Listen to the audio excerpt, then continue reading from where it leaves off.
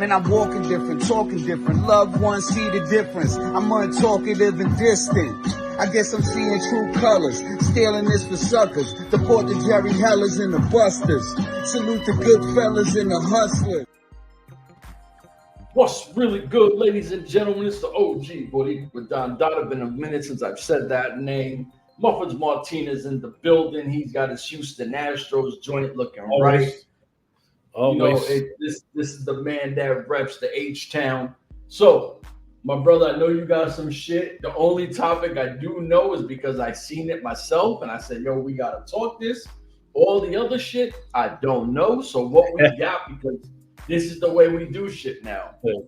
Hey. Well, congratulations to the LA Dodgers of winning the 2024 World Series championship over champs New York Yankees. Yes, in 5 games right there in the Bronx, in New York. No better way than to slap the Yankees right in their home field and then slap them around. You know what? Before we go into hold on. Before we go into wrestling, let me say this: the last great, and Muffins who likes to shit on the Yankees as much as you can will admit to this. The last great Yankee that earned that C on his chest was Derek Jeter. I'm gonna tell you right now. Aaron Judge is no captain.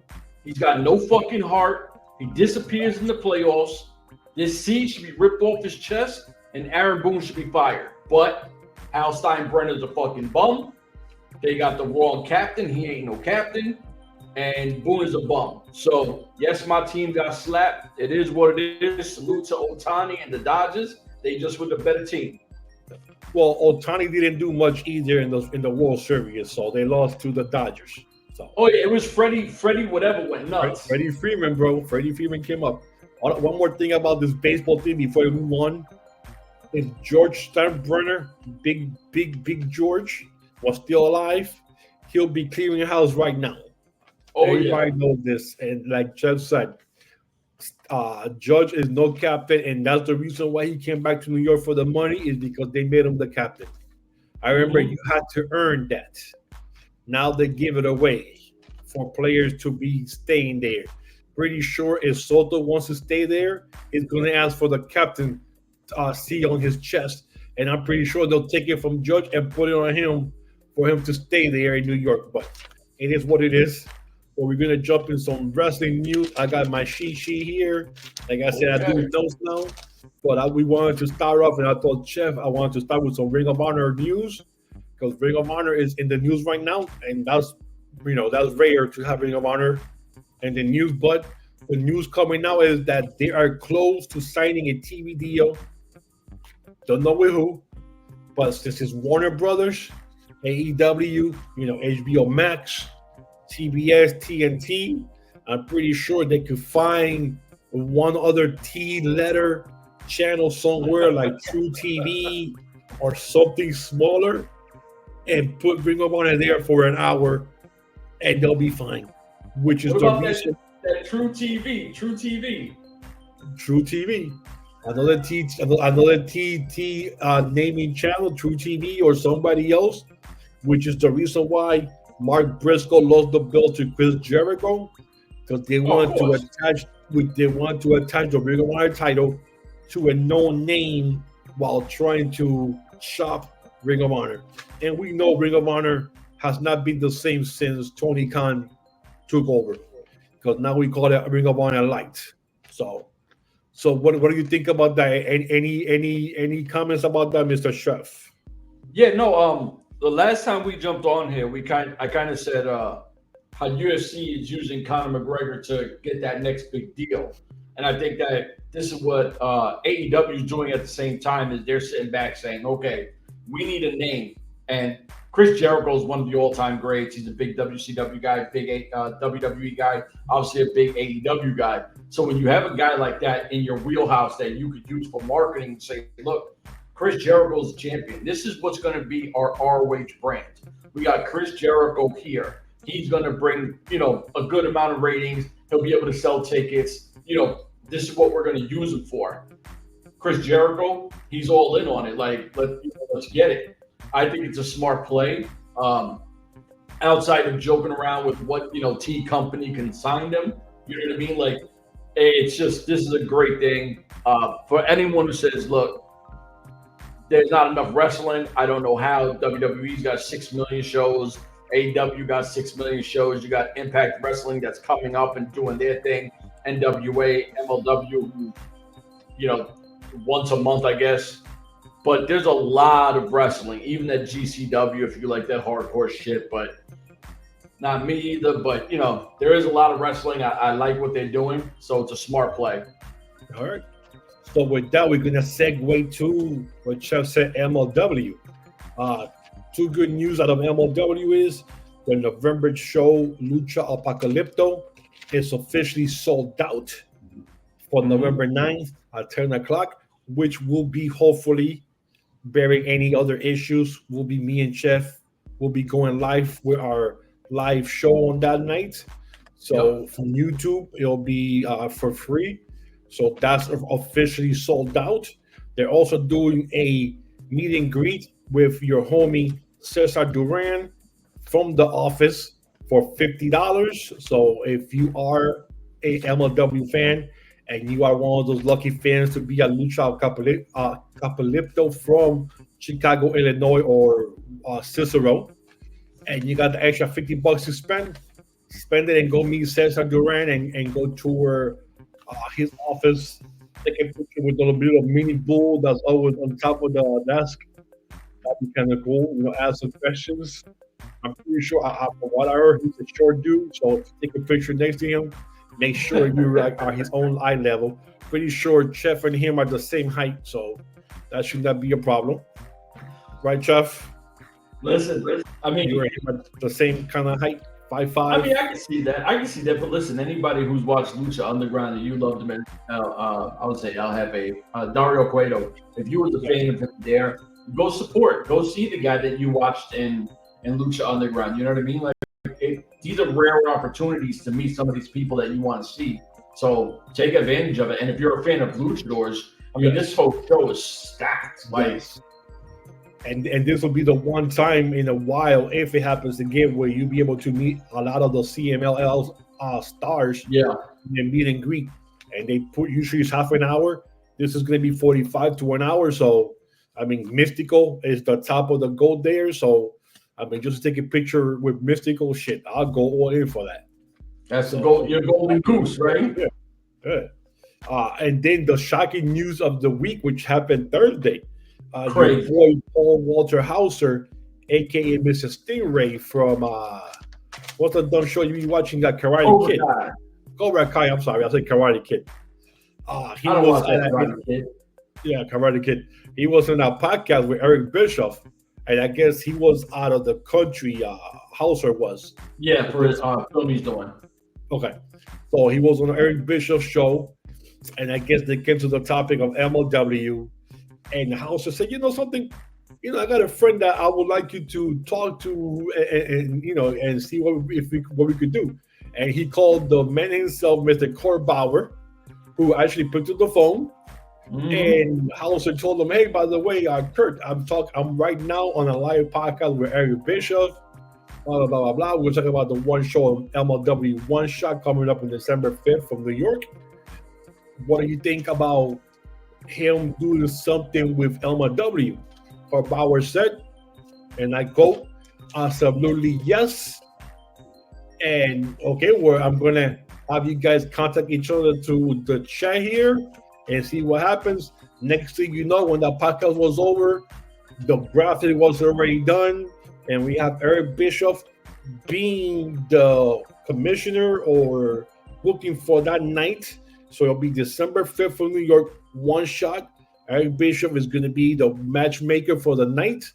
So we get to see what type of matches or what type of in charge he does, and see what kind, and see what happens. And is this going to be a one-off? Is this just going to be one night?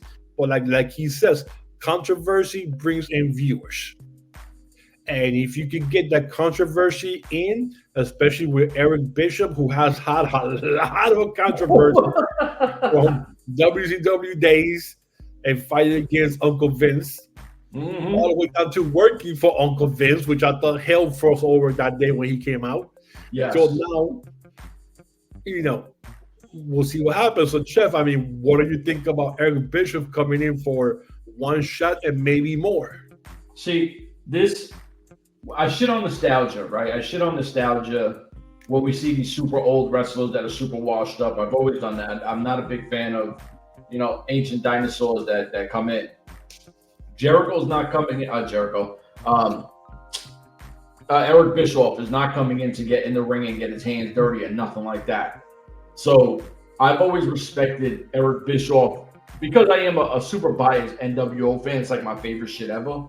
But I always liked what Eric Bischoff did, even prior to what N.W.A came out, because he kind of talked crazy for a while, right? Like, because we all know the story that when N.W.A started to really, really pop off, he kicked out the $1 Million Man, and he kind of took that position because he didn't know how dope it was going. Everybody heard that story before, but you heard him kind of say like, "Oh, what are these guys doing?" Right? He sold it well. They roughed him up. Like I always liked on-screen Eric Bischoff, and I like his mind for the business. I mean, obviously Eric Bischoff got a great mind for the business, but controversy sells. We've always said this. I don't even have to ban a controversy or whatever, but having a guy like Eric Bischoff, like we've seen Mark Henry come in, that was cool with Teddy Long, and supposedly there might be something going on with the Caribbean wrestling.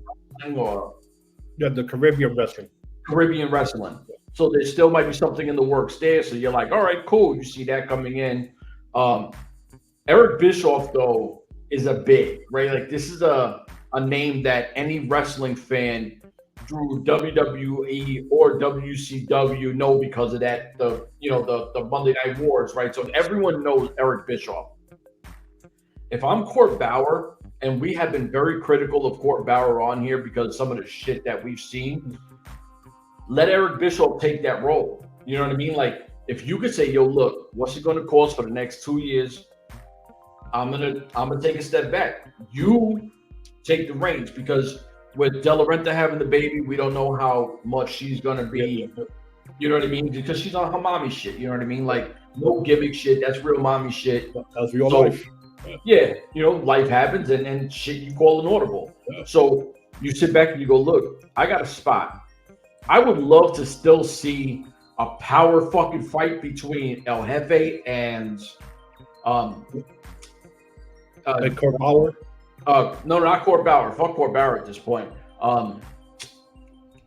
Eric Bischoff. Sorry, I'm having brain farts. I got a very few hours of sleep in the last 48 hours. So I would love to see the two of them, because I think Eric Bischoff can make El Jefe look even more dangerous because he knows this. Like, I feel like El Jefe has been kind of put with the training wheels. They never took the training wheels off of MLW because they haven't really pushed him to where you want him to go. We've seen him kind of act greasy, and then it automatically stopped. We've seen him like a good guy. It's a weird, pulling and all that other shit. I think if Bischoff comes in, he takes MLW to another level. Like real shit, just on screen. We know they got the Indian guy from WWE who's part of production. We also know they got the Puerto Rican guy, David Marquez from, that's his name, right? He's not Puerto Rican though, but yeah. Oh, I thought he was Puerto Rican. I know he's Latino. Yeah, he's Latino, yes. So you got Marquez there. There's a lot of things MLW is doing right. I just think that you gotta just fucking buy in on one thing. Like enough of this, a few months, and then we gotta chill and try something different. Yeah. Go all in on something. Go into that direction, and I think that with a guy like fucking Mr. N.W.A, he can take MLW to another level. And I'll be honest, I'll agree with you for half of that. Well, hold on though. We all know Eric Bischoff got connects, right? Yeah. So if Eric Bischoff goes, yo, I'm over here for 2 years, he can make some phone calls to some really important people to say, yo, look, I need you to work once a month. You'll get, we'll pay you as a PBA. Just don't bring in Hogan. No. First off, Hogan's a mess. Yeah, do not bring in Hogan. Let Hogan stay on the political trail with Trump and all that. I was gonna say I was always a big Eric Bischoff fan from WCW days, and then coming to the NWO, which would how everything took over, and then how he tried to buy WCW, but at the end he couldn't do it, and then wound up working for Uncle Vince. When I lost faith in Eric Bishop was when Dixie Carter brought him in to TNA back in 2010. Yeah.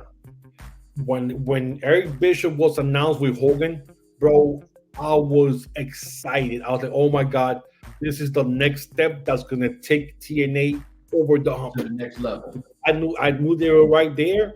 They just needed that little extra. And when Hogan came in, I was so happy.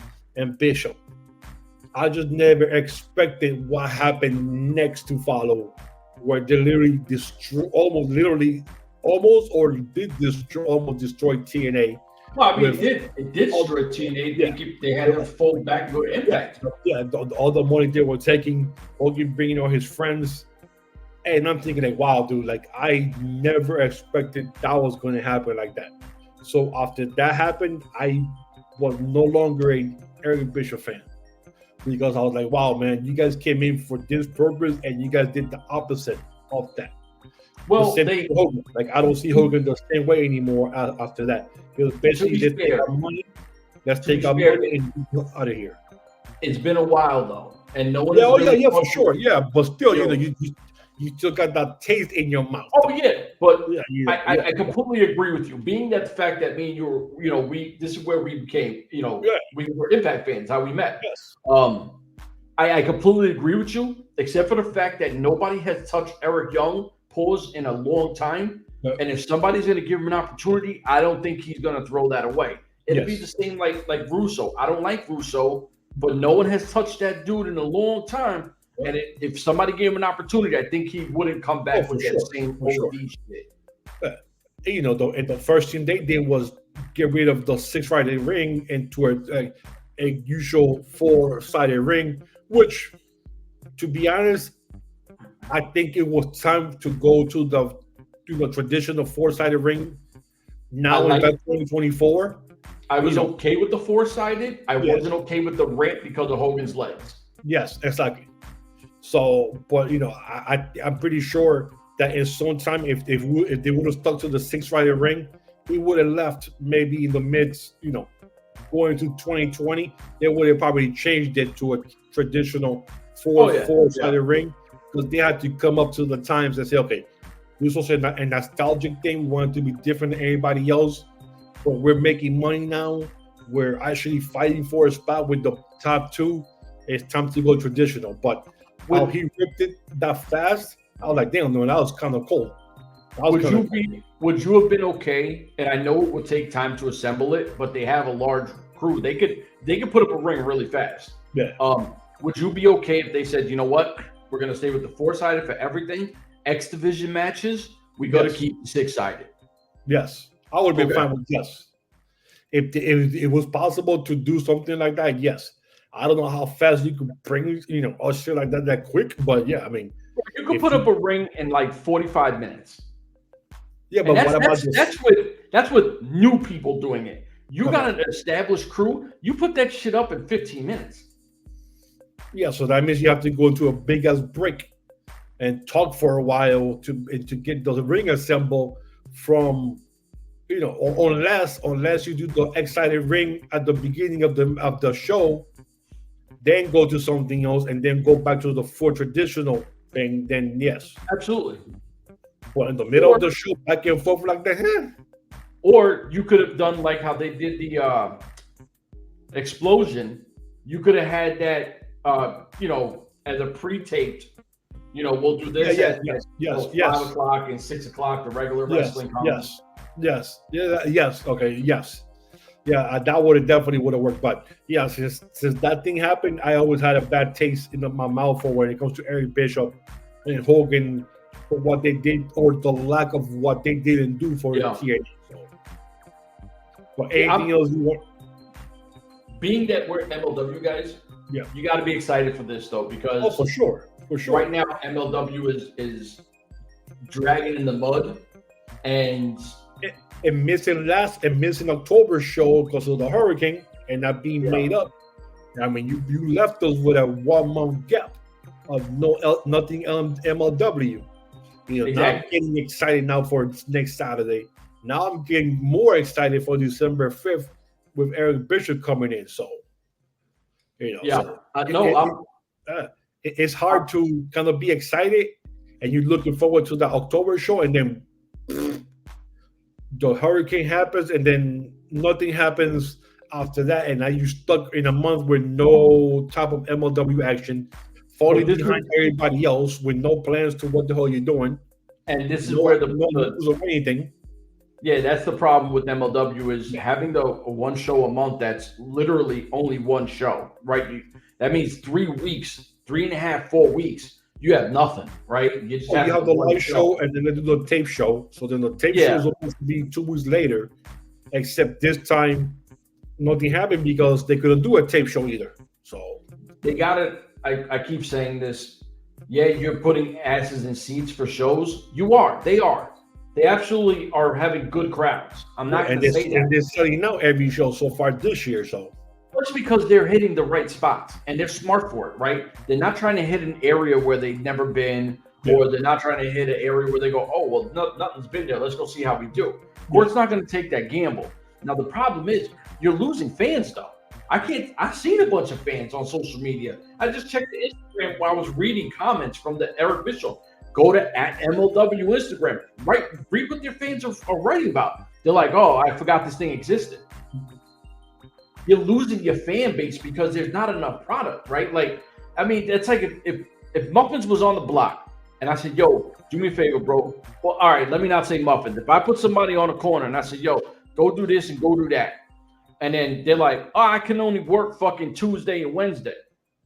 So we're going to miss Monday, Friday, Saturday, Sunday, the biggest deals of where people want to do what they're going to do. Yeah, Friday and Saturday, yeah. You know what I mean? Like, so we're missing an opportunity to grab, you know what I mean? Like, and then if we don't have consistent product hitting the block, no one fucks with us because the next motherfuckers got their product out. Yep. I'm just saying. Yep. So before Chef gets more upset about it and goes back to his old roots, talking about the corner and the illegal stuff he should not be doing, we're going to segue to WWE and the news that broke the internet on Monday, and once again shows why WWE is the universe of all wrestling, as the WWE introduced WWE ID program. Mm-hmm. And I'm pretty sure everybody had enough time to go through the week, digest this, break this down, do everything you have to do, complain, bitch about whatever you want to do. All this is basically saying we are looking at talent. We're looking at young talent, not the sports guys anymore, which we're doing the last couple of years, which we're still going to do that. But now we're going to be looking back at the indie wrestlers again, the young indie wrestlers who are coming out, getting into the business. Now they're giving you an opportunity to what they call a straight line, to go to the WWE, straight line up to the top. And they align with 5 already established indie companies out there. Beginning with Raw, which is the reality of wrestling, run by Booker T down in Houston. Yep. Nightmare Factory, which is Cody Rhodes down in Atlanta. And the head trainer is QT Marshall. Then you have the Black and Brave, which is Seth Rollins' company from Iowa, which I'm pretty sure the homie cameras out there with the corn somewhere there in Iowa, Chicago, got to be all the same shit. Then you have Elite Pro Wrestling Training Center from New Hampshire, which is run by Mike Hollow and Scott Reed. And I have no clue who these folks are, but when I was reading up on them, they have 30 years of experience in the wrestling business. I don't know if they're wrestlers or behind the scene guys, I don't know. But they have that much experience, so hey, I'm down with that. And the last one being Pro Academy, which is a Croc X Pro Academy from LA, which is Rikishi company. Oh wow! You know, the father of the Usos and everybody else. Rikishi and Black Pearl. So those are the 5 main companies that WWE ID is focusing on. And like I said, it's a straight line for a wrestler to be seen from day one to WWE. Now, the pros of this is it opens more doors for more wrestlers to be seen in these different locales, in these different companies, in different locations of the world. It's not just one side of the state; it's in different sides of the United States, from LA to Houston down the bottom, Atlanta somewhere up here, Iowa somewhere in the middle, and New Hampshire up here in the East Coast. So they're seeing everything. The cons of this, and people are seeing this already, is basically now you're going to have someone like Chef. I'm a wrestler. I'm an up-and-coming wrestler. I've already been here for 3, 4, 5 years. Oh, shit. I see this thing now. I'm going to go up and relocate to Atlanta, to Houston, to Iowa, and sign up to be in these locations, to train in these locales, to see if I become one of those chosen ones and get that straight shot to WWE. That's the fear that people are having about that now, the fans, because it's the same thing they did with WWE UK when they picked up all the UK wrestlers, put them into one thing, and now you can't do much of anything outside of WWE related. So another fear is a lot of these young guys or people who are already been in the business for 10 years are going to try to fall back on their bookings now and say, well, shit, because what things happen is Chef is already wrestling in we use this for example. Chef is already in the reality of wrestling in Houston. He's already 3 years in. I come in from WWE. I go to Booker T, show me what you got. I go into the trainings thing. Him, Chef, I want him. I want him to have the WWE ID stamp on him.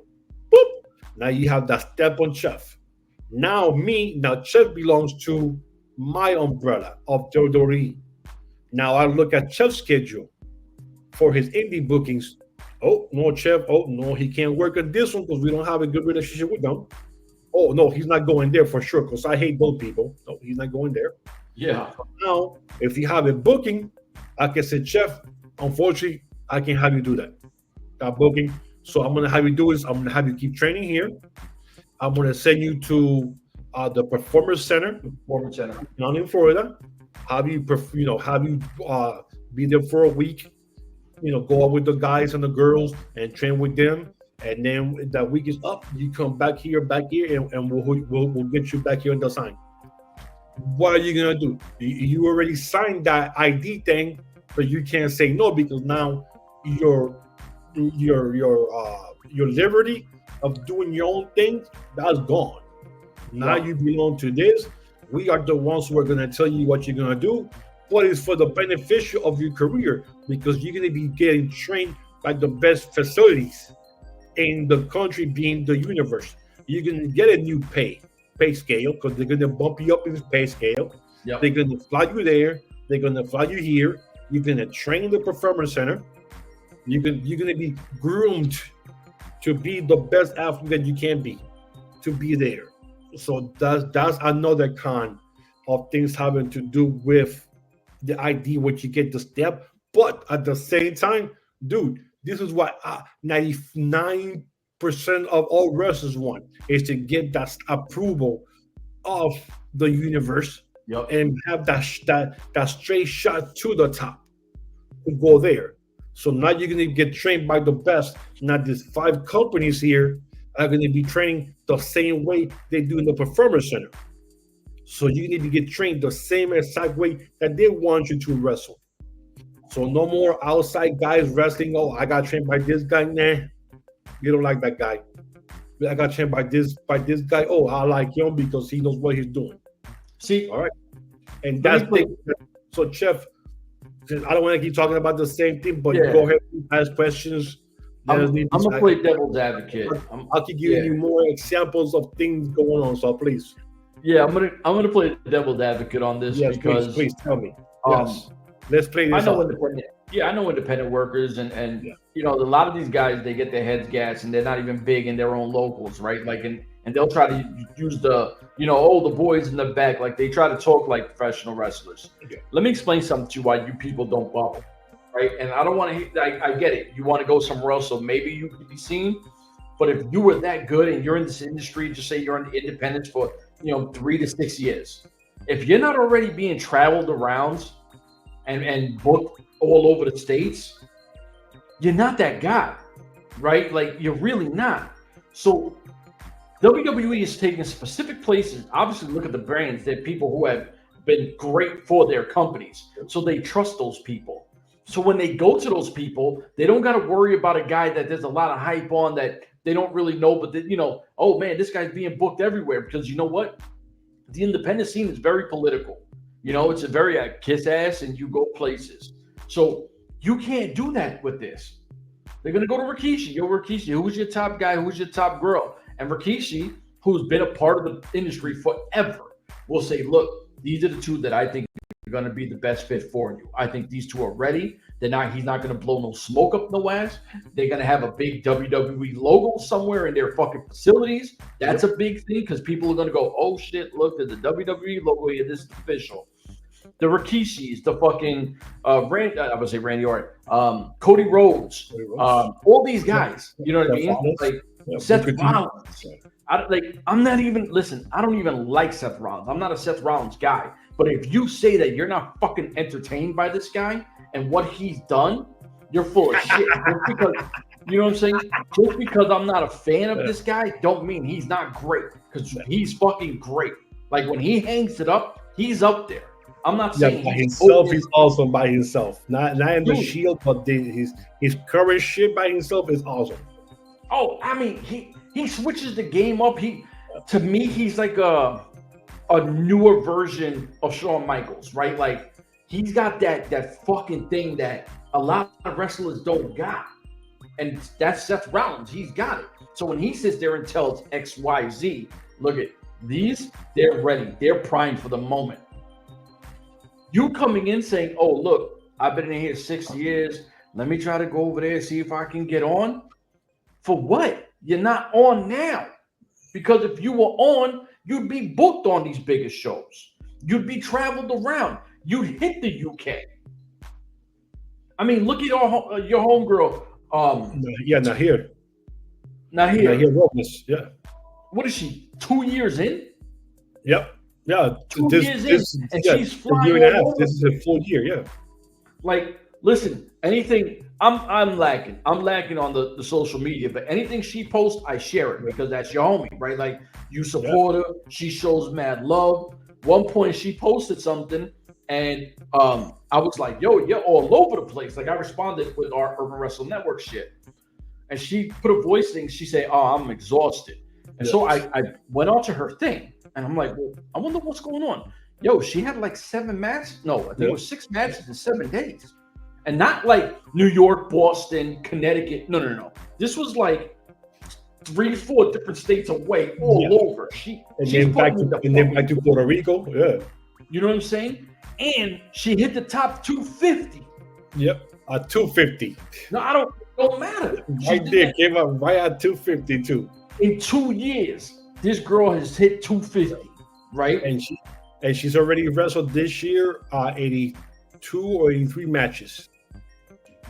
Bro, she started last year. Basically, she started wrestling last year. So far, her career has been 82, 83 matches from last November, October till now. So, listen, I like people who aren't afraid to go off those ropes. I'm not saying jump off. I'm saying hit those ropes and come off of them shits with gusto. And she's flying out of Puerto Rico, because that's where she lives. So everything she does is flying out of Puerto Rico.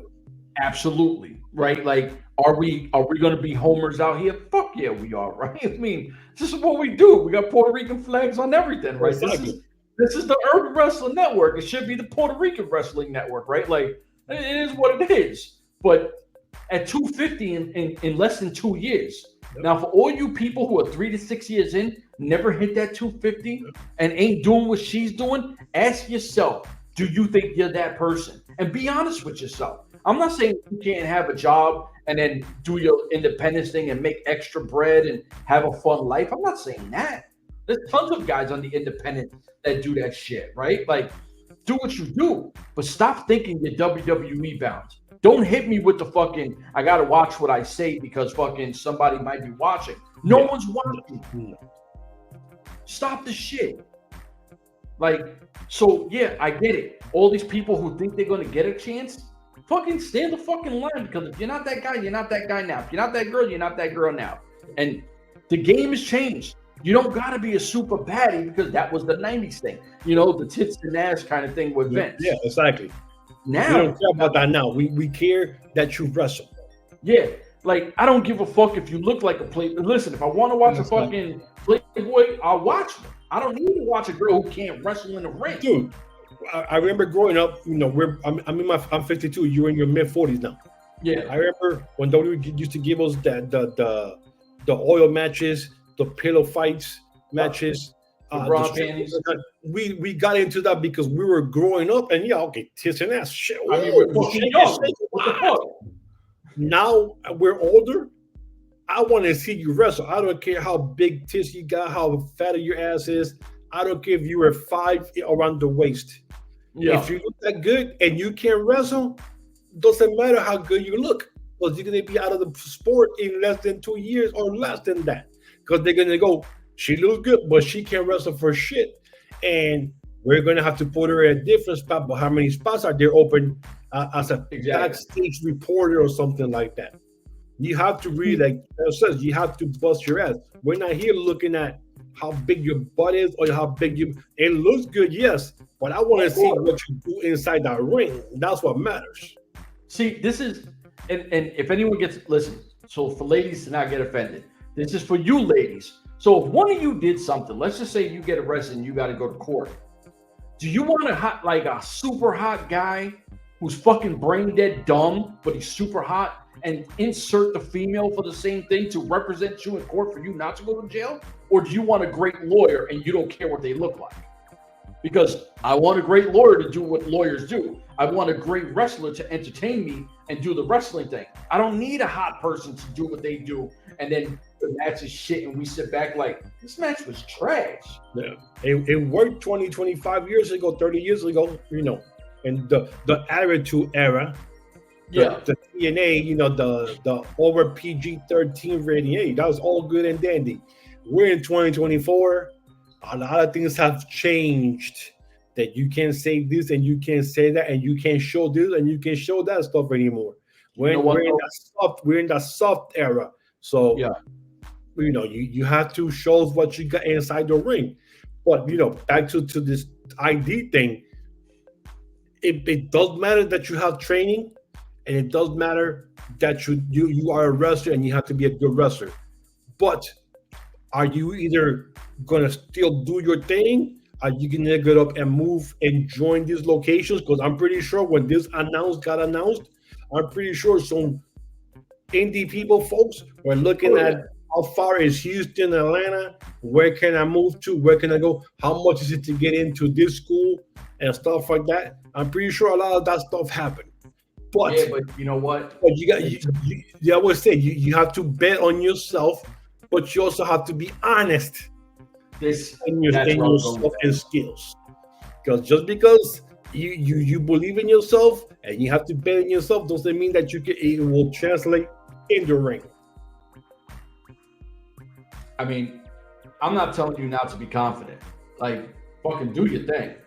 All I'm saying is know who you are before you make a leap of faith that could ruin the rest of your life. Yes. You know what I'm saying? Because you betting on yourself could leave you homeless. You betting on yourself could leave you in a fucking financial debt you might not be able to climb out of. So this is where I'm coming. This isn't a fucking, you know, oh, these guys are just talking wild. No, we trying to be honest. Like, that's what we do here. We try to be really, really honest. If you don't like it, fucking turn the fuck off. But, you know, like, subscribe, share. We didn't say that. Like, subscribe, share. My bad, damn it.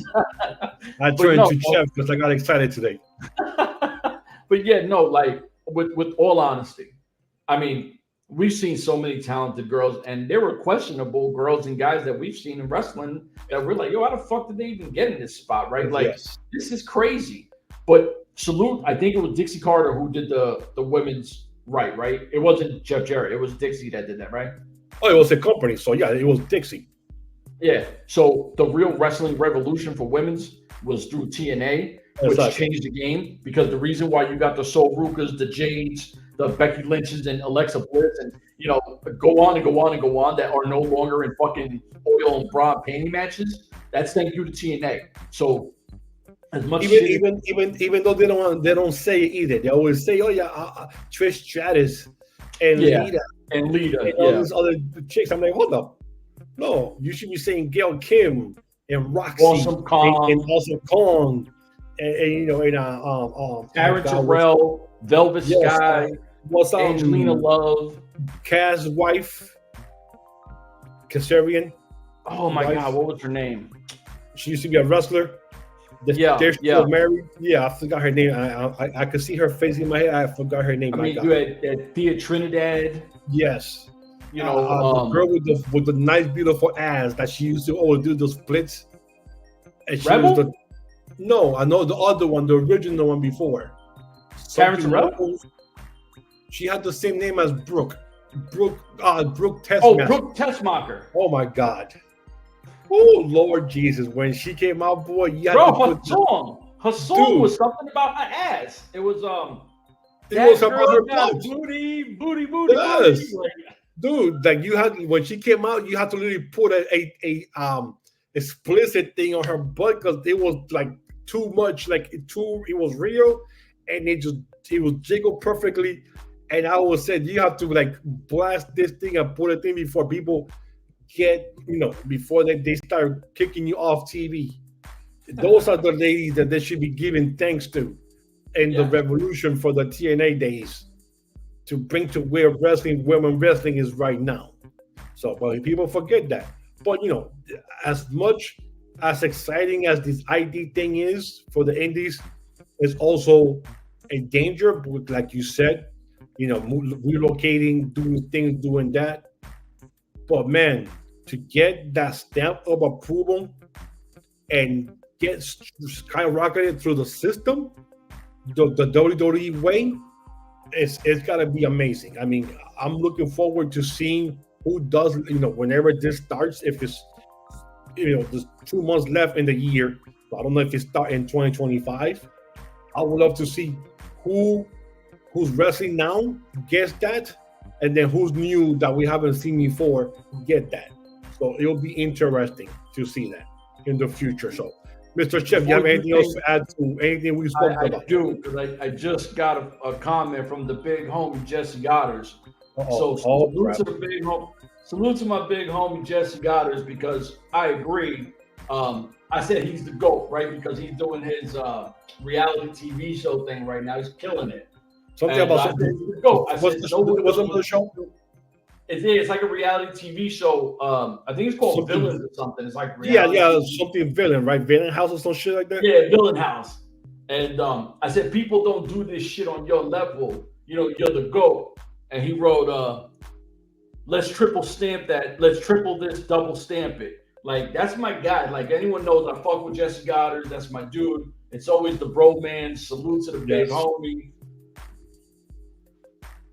The bro man. Listen, I tell people all the time, like, you might hate his character, but what I seen outside the ring and how he was, especially with my youngest, he was aces. Like, I can't even tell you how positive the dude was. So it's always mad love to Jesse Goddard. Yeah, I miss the bromance.